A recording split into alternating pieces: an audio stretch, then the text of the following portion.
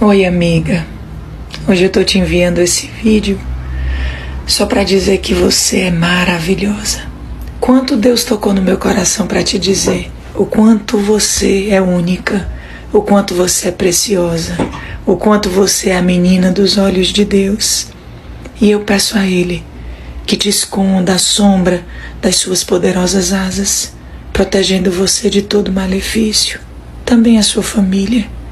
O Senhor conhece os teus sonhos e Ele quer realizar. Deixa Deus tocar o teu coração e fazer a obra nova que Ele tem para fazer.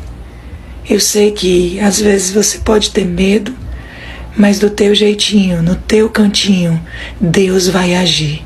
Ele está cuidando de você, está preparando a graça. Por isso já se alegre, sorria e agradeça, porque Deus tem cuidado de você. Eu te amo, amiga. Estou